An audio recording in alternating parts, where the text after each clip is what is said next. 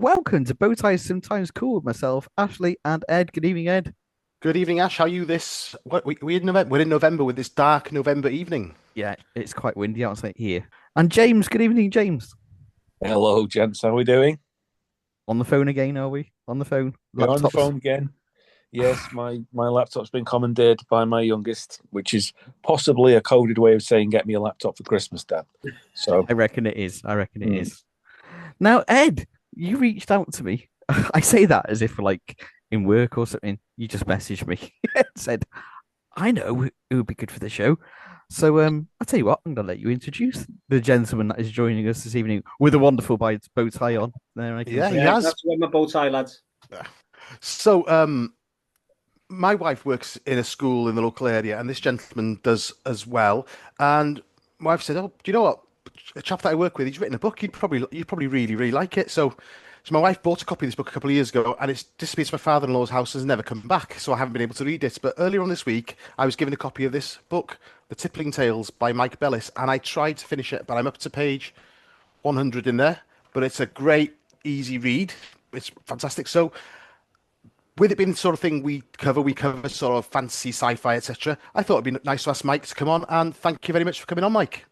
No, my pleasure. It's really nice to meet you, lads. It's just quite daunting to. I've never done anything like this before, so it's really. Thank you so much. I can't thank you enough, and I can't thank. There's people out there who've read my book. There's people in America. There's people in Canada. It's just mad that they read my little book about the Common Valley.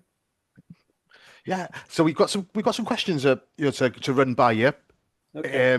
Just really about yourself, about the writing process, and about where you see things going in the future. Is that okay? Yeah, of course. Yeah, absolutely. Lovely. So this book, The Tippling Tales, I know people sort of when they write, they have ideas that form ideas that form ideas, and they all bounce off each other. But how long has this really been cooking inside you, this story? Um, I think I started writing it. My eldest daughter, she's 35 now, so it had been 30 years ago, and it was about a teddy bear because she was only 5 years old. That this teddy bear went on this magical journey, and then I was my writing skills are not very good because I think I'm not been diagnosed dyslexic, but my editor thinks I'm dyslexic.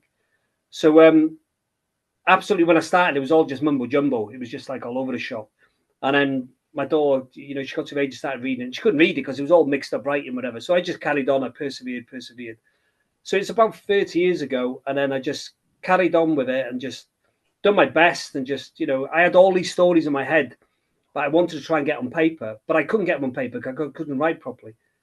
So I just moved on from there and just came up with the idea of writing a fantasy book. I don't read. I think I've read two books in my life.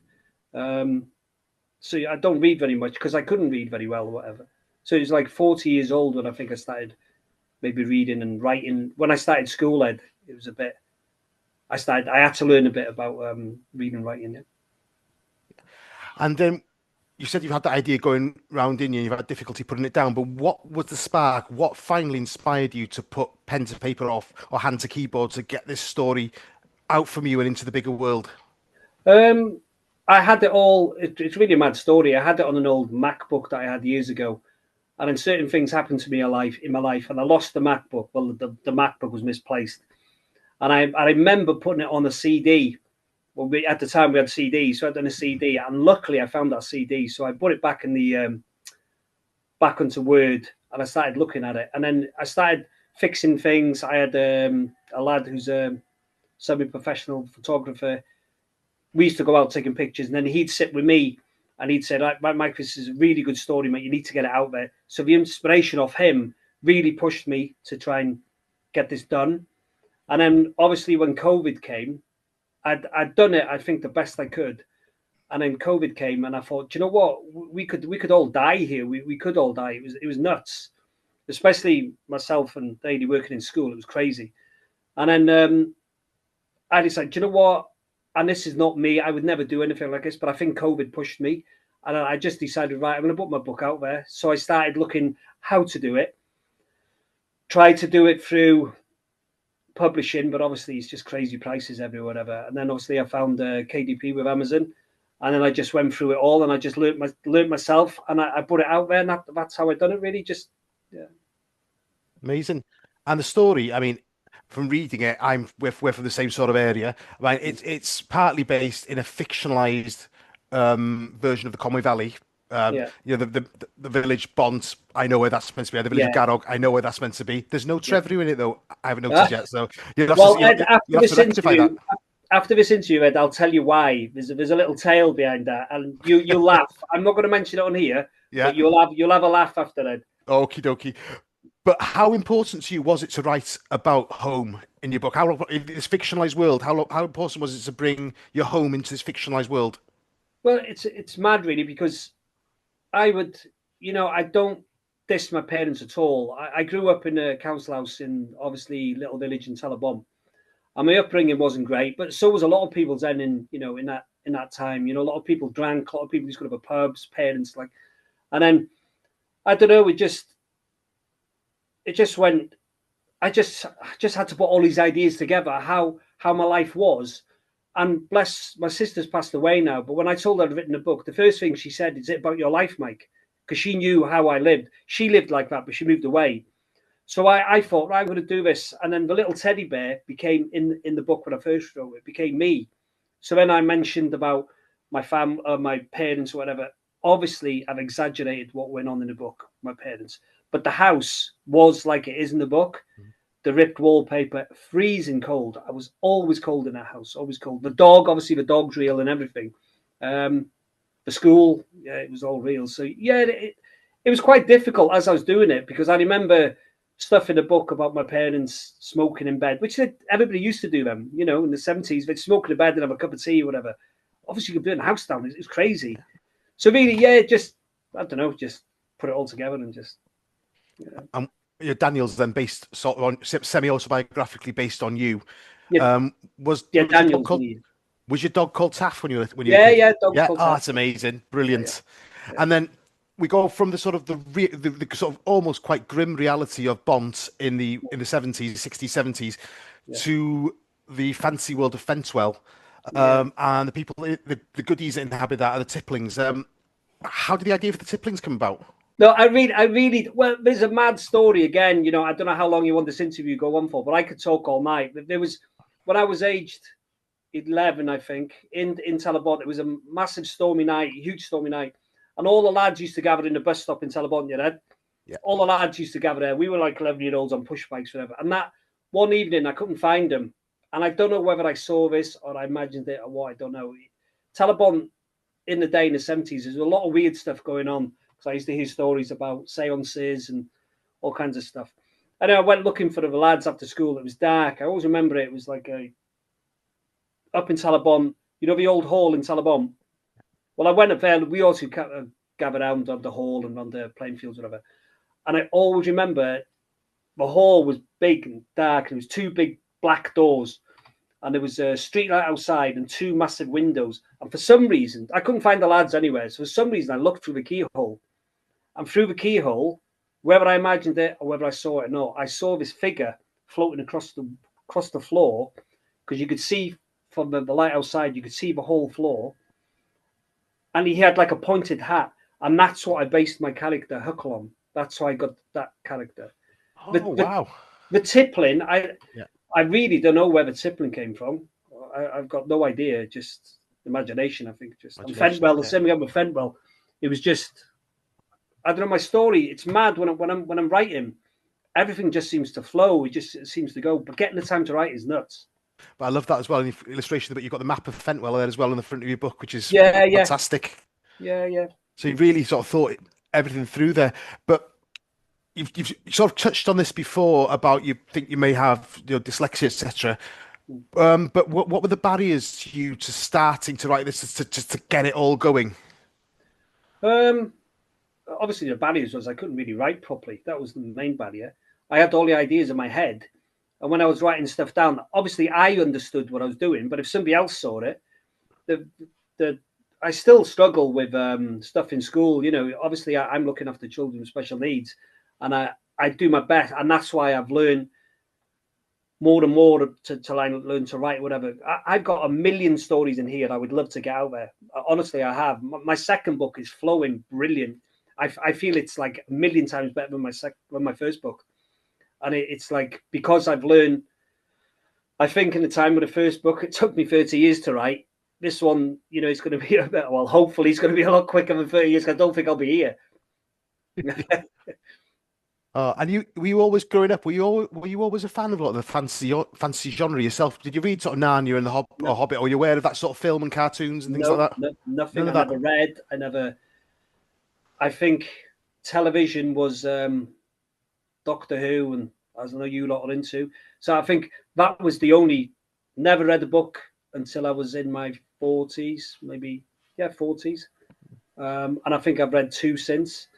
Obviously, the stuff like Harry Potter and like you watched it with a younger when he's older. Maybe I've influenced a bit like that with things, but that's through the film.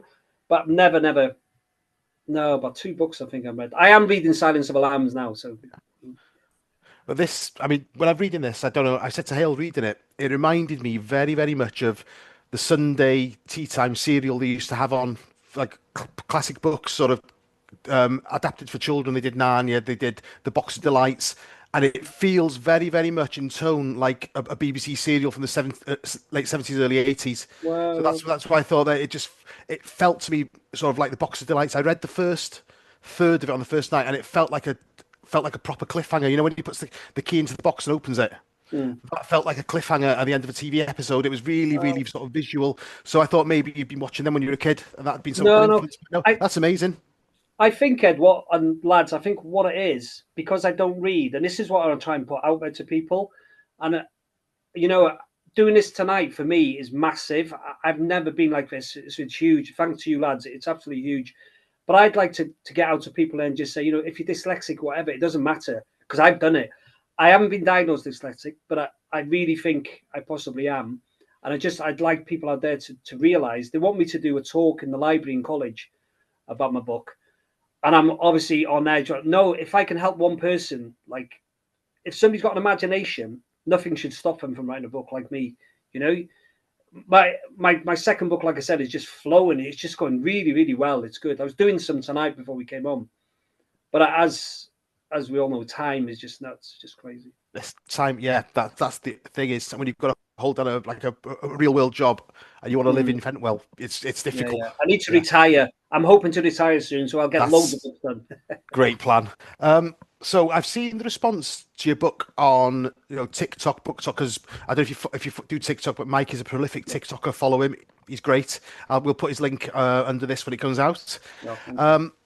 But the response has been great. You've had great reviews, loads and loads of 5-star reviews on Amazon. So these are people you don't know. Yeah. What's the response been like from people you do know and your sort of local area where you live? Oh my God, it's been crazy.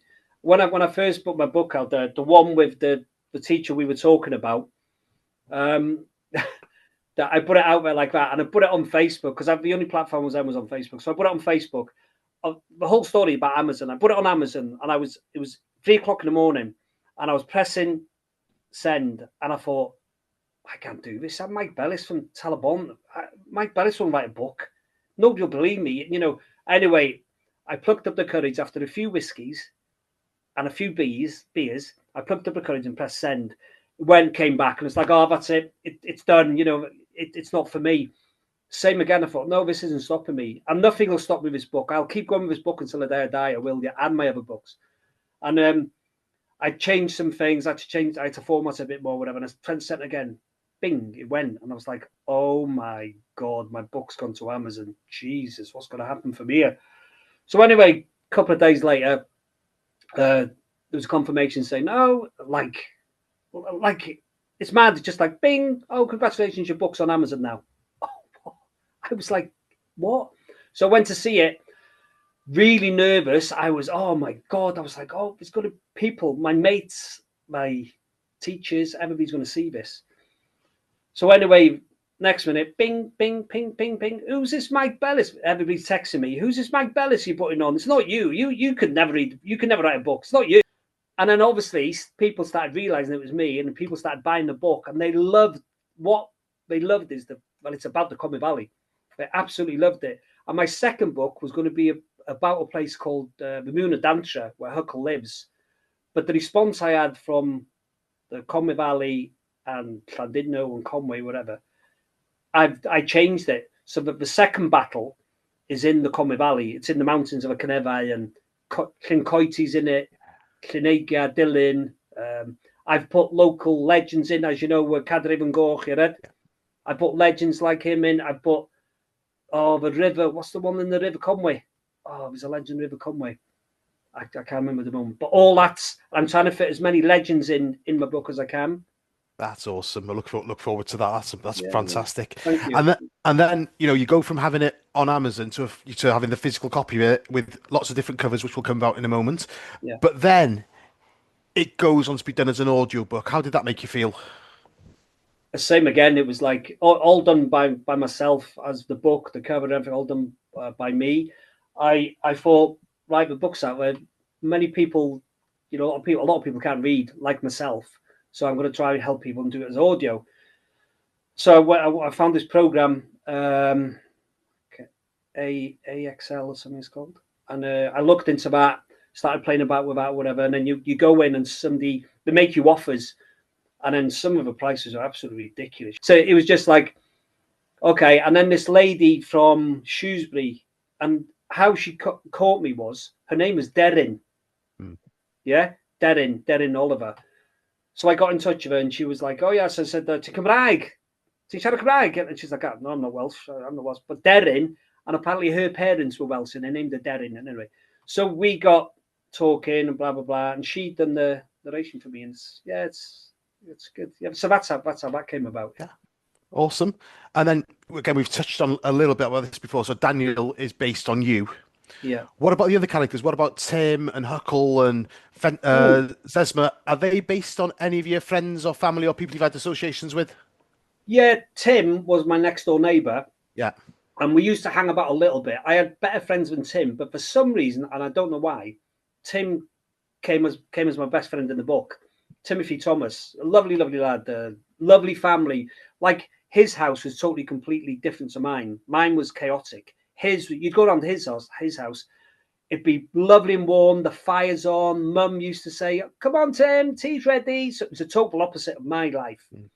And I've done that in the book, and it's like, I call him Timothy Thomas, and I made up that is not that they'd be living in a council estate. His mum was what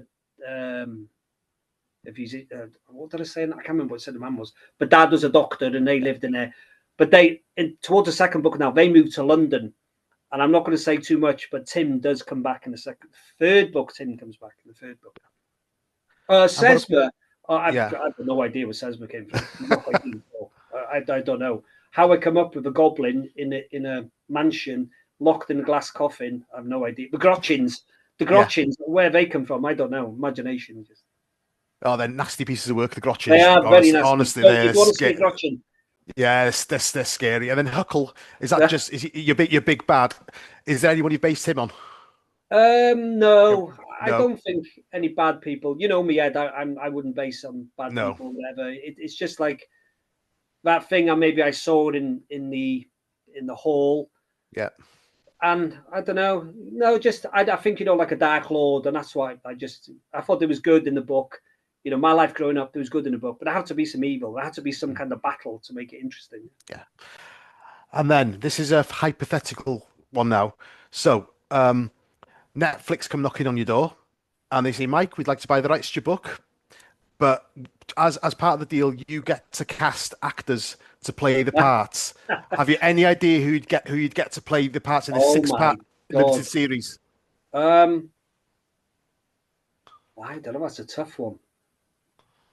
That's a really tough. I don't know. Yeah. I really don't know. No. It's really difficult. Like you see people. Oh, another story. There's a lad in our village. Their family moved from Manchester. They moved to our village in. Can I say where I live? If you want to. Yeah, I live in Edwards Park, and they moved in. Blah blah blah. You see the dad down the pub. Great, lovely, lovely family. Then somebody came. He came up to me one night. And he goes, "You written a book?" And I went, yeah, quite shyly, and he goes, "What's it about?" So I told him, and he goes, "Oh, can I have it for my grandson?" "Yeah, no problem, mate, I'll get it." And he goes, "No, I'll buy it." No, I'll bring him a copy down. So I got him a poster, and I got him the book, and I went round, and he read it, and he was overwhelmed of it. He was like, Mike, your book is so much better than Harry Potter. I love it. I love it. I love it.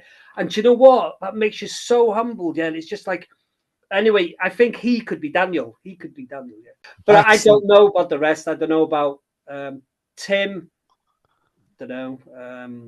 Zezma, I don't know it. I'm not too sure. See, Zezma, when I was reading it, there's an actor called Toby Jones. I saw Zezma. I visualize things when I read them. I saw Zezma has been done like CG, but the actor Toby Jones voicing him. I don't know why.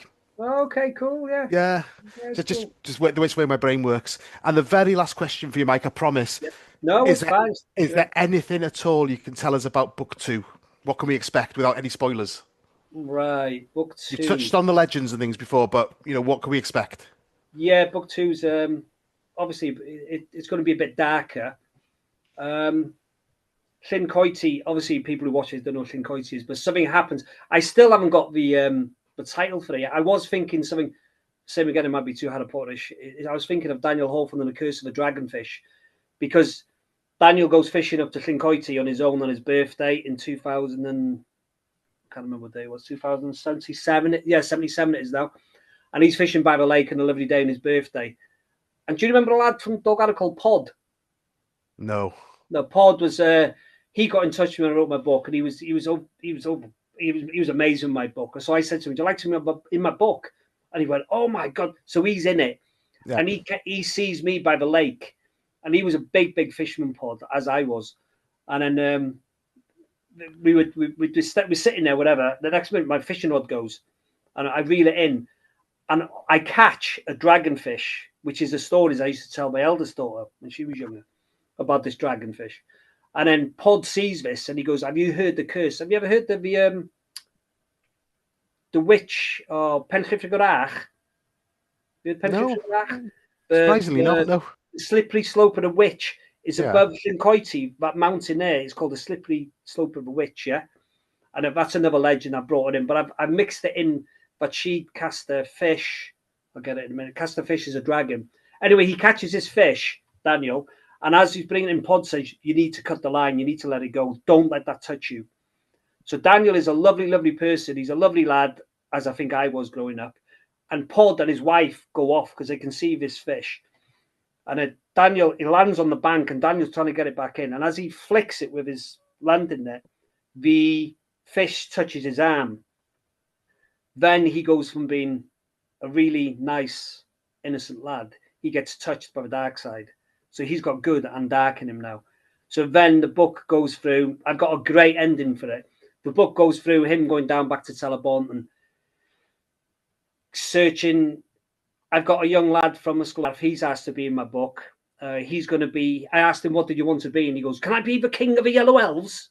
Yeah. I'll sort that out. I'll put you in.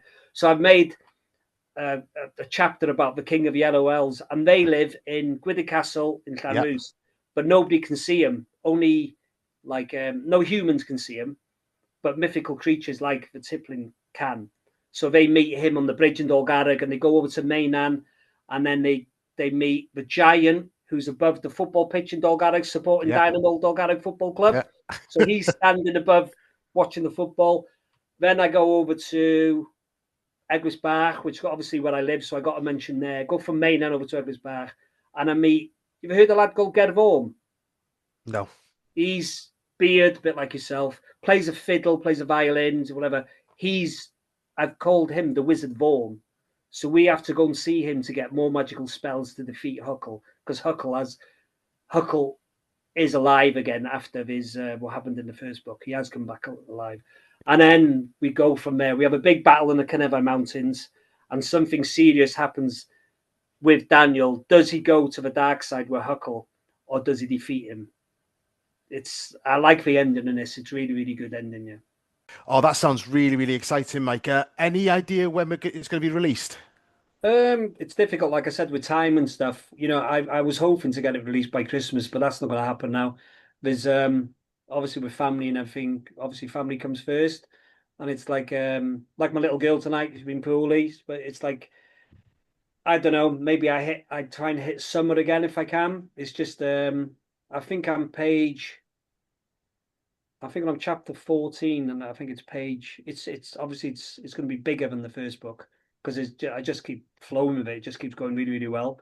I think I'm on page 200 already. So, and I think that we haven't got to the battle yet. We haven't got to after Wizard Born. So yeah, hopefully by summer we'll be able to. That's amazing. So what I'm going to do, Mike, thank you very much for chatting to me. I'm going to hand you on to your fellow author, Mr. James Sylvester. Oh, hey. Hey. Hi, James. How are you doing, sir? You okay? Yeah, really good. Yeah, I heard you're an author. What's your book, James? Oh, I've got a few. I mainly do spy thriller stuff. Wow. So I've got four of those out, and at the moment I'm doing a ghost story, Amazing. which is an audio, which I completely feel you thinking, oh, I'll get it done by Christmas, and Oh, no, I won't. It's no, just not happening. no. But anyway, we ain't talking about my stuff. I was trying to think while you were chatting with Ed then, whether we connected on TikTok anyway, before I knew about that connection you had with Ed before the I'm not bow sure. I ties think we account. did. And I don't know how or why, but we did. I think we did because I remember when Ed said your name. I Mm. think I know this guy, Mm. and I've gone back and looked. So I'm sure we had, and I'm just going to blow a load of compliments your way at the moment because Well, you'll know yourself. You've got a lot of followers on that app. BookTok's an amazing place. I normally hate social media, mm. but it's almost entirely supportive and nice, and the people who follow you Yeah. are following you for nice reasons, I find. Exactly, James. And I think as well, if I find that, because this is all new to me, whatever, it's crazy to me. It's like it's promoting, I think Book Talk's a great way of promoting. It's just that's why I went on it, and just I've met some lovely people, and the comments I've had about my book is just unreal. I keep saying to my wife, "Oh, look at this, look what they've said about my book," and she's like, I said, "Look, somebody else has done a review for me." It's awesome. It's Yeah, unreal. it is. They're really, really friendly, but I'm not saying this to just because you're on the show or anything like that, but yeah, you get a lot of nice people following you, and you can have a few interactions. But a very small number of those people, you'll have any real kind of engagement with. And one thing that sticks out because I generally post stupid videos, I'll mime to songs and do Yeah, yeah, great, love it. do silly posts, but occasionally, every now and then, I'll have a depressive moment and I'll post something emotional. Yeah. And yeah, because I remember it clearly now, you sent me a very nice message after I posted whatever it was I was complaining to the universe about. It wasn't too much, it wasn't intrusive or anything like that, but it was just a really lovely message about just a couple of guys showing a bit of support for each other. Yeah. And it was real. I really appreciated it then, and Um, now that I get to see you face to face, thank do you. you know what, James? I've suffered, and I will tell everybody. And I would go on Zoom. I'd go on anything. I wouldn't like to stand in front of a hall and talk to people about whatever. I do my book because I know you've got to do that. But I've suffered with mental health and depression. I think most of my life, really, really most of my life, and up until wow, what can I say? 40s, I started taking medication, and that's helped me massively, absolutely massively. And I would stand up to a million people and say, "Listen, it helped me. Try it. Just try it." I Mm. still have down days, whatever, but most 99.9% of the time now, my life's really, really good. Really, really lucky. I found something that works for me. Yeah. And I try and help everybody. I put stuff on, like you say, those posts you get in the morning, like it's a lovely day, smile at a stranger, because it is contagious. You just grin at somebody, and 99% of the time we'll grin back. And just helping each other, there's nothing wrong with that at all. I think it's really, really important. It certainly is. But yeah, as I said, I really appreciated it then, and I'm glad I get to say to your face, well, Yeah. through a No, screen, thank you for taking the time because not everybody does. But that is one of those things that sets you apart because there's an awful lot of people on TikTok, on apps, on anywhere, and they might all be very nice, but it's fewer people who will take that extra step to just give a boost to someone they don't know. So I think Oh, my that pleasure, comes across James. in how And you lovely to see to meet you as well, to see you face to face. oh, bless you, appreciate it. But I think that comes across in how you've been chatting about your book, and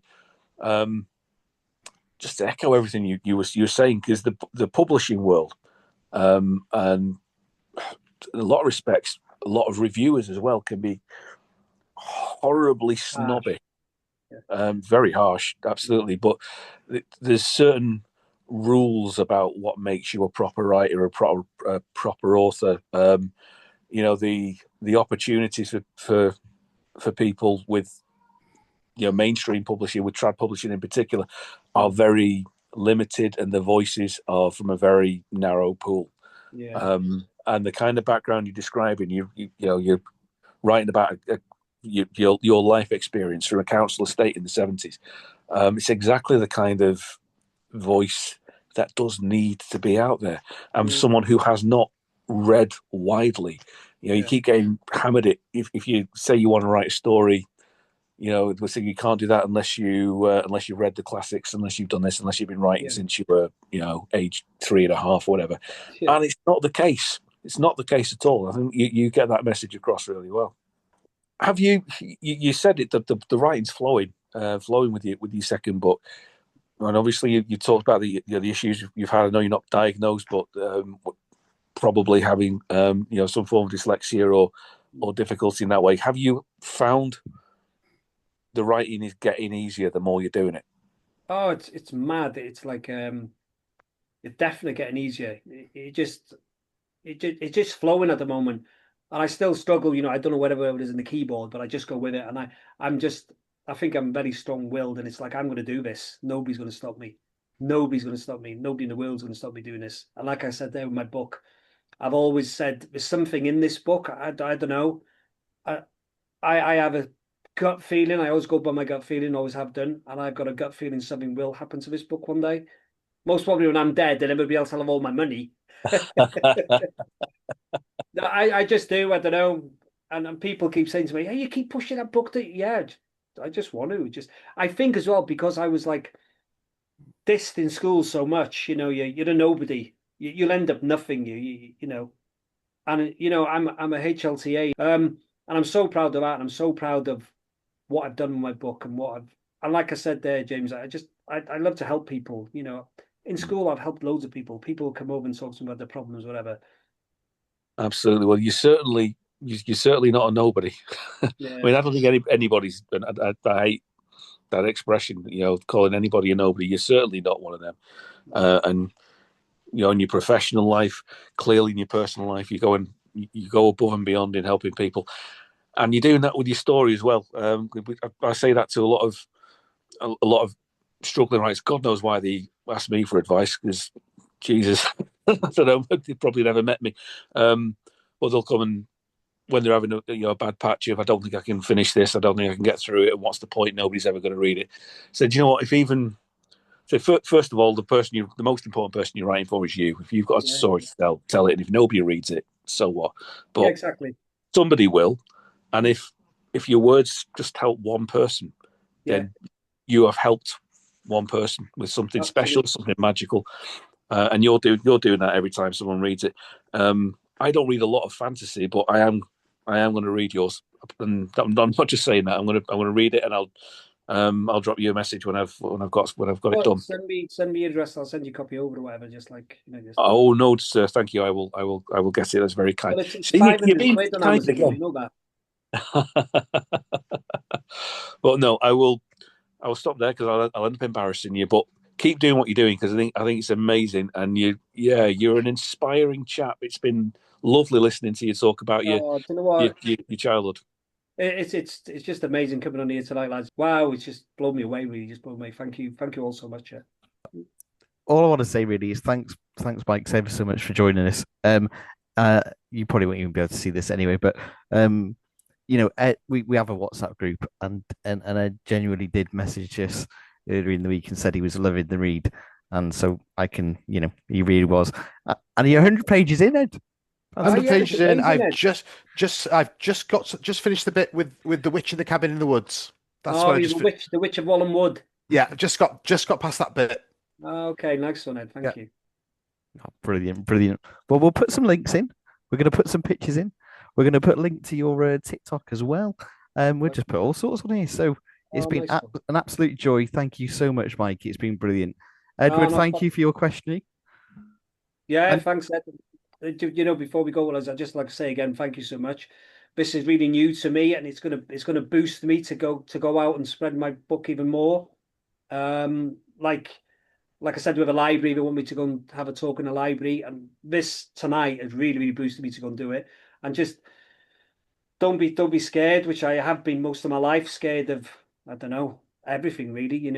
When you've got mental health issues, anxiety, depression, and everything's like quite petrifying. Even going to get your lift in the morning when I used to work in the factory, clenching my teeth and clenching my fists, and why? I don't know why. It's just mad. So I want to share, not just when I talk about my books, I want to bring in stuff like mental health, obviously, like James has done tonight, lightly bring it in, and not we're here talking about mental health, lightly bring it in and get people to interact and start talking about their issues with life as well. So it's not just about my book. I want to help people as much as I can as well. absolutely, that's fantastic. And it Yeah, does. It affects all of us, yeah, and absolutely. far more than people probably admit. So, no, Yeah, yeah. thank you for that. Thank you for that. No, thanks very much. Thank you. Well, on that bombshell, it's goodbye from me. And it's goodbye from me. And it's goodbye from me. And it's a massive goodbye for me. Thank you, lads. Thank you so much. Thank Take you. care. Take care. Bye.